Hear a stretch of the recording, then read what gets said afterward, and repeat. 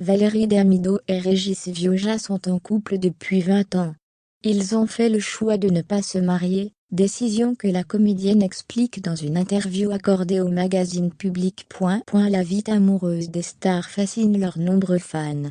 Ceux de Valérie Damido sont admiratifs de la longévité de sa relation avec Régis Vioja. Amoureuse depuis 20 ans, la comédienne et mythique présentatrice de l'émission des Échos révèle le secret de son couple et explique leur décision de ne pas se marier. C'est à Public que Valérie Damido s'est livrée. Sa perte de poids, son expérience à la télé, ses enfants, ses 2 avortements, la comédienne en tournée, avec son spectacle Valérie Damido s'expose, a évoqué de nombreux sujets dans son interview.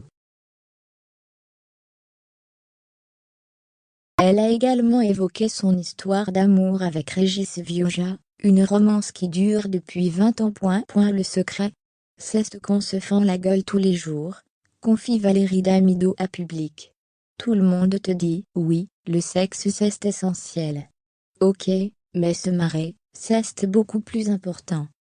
Quand on se fait la tête, ça ne dure pas, car on finit par rire. » Étrangement pour certains, Valérie et Régis ne se sont pas mariés.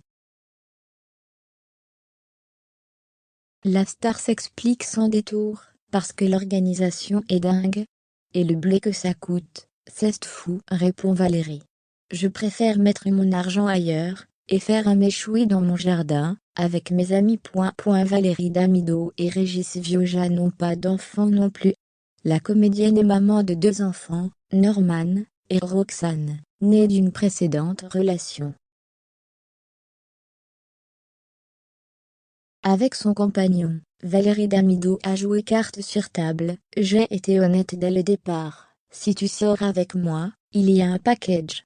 Ils l'ont tout de suite adopté, et lui les a élevés. Pour eux, Régis est leur père. Norman et Roxane avaient 5 et 7 ans, quand Valérie Damido a rencontré Régis Vioja. Ils forment aujourd'hui une famille recomposée unie, et sans tabou. Chez nous, on se dit tout, confie Valérie Damido au sujet de ses rapports avec ses enfants. Je ne suis pas non plus la maman copine. Je leur laissais faire beaucoup de choses petits, mais j'étais là aussi pour les devoirs et la discipline. Ça ne les a pas fait fuir. Roxane, qui est dessinatrice, est partie seulement l'an dernier de la maison, pour s'installer à 700 mètres. Et Norman, qui est comédien, vit toujours avec nous.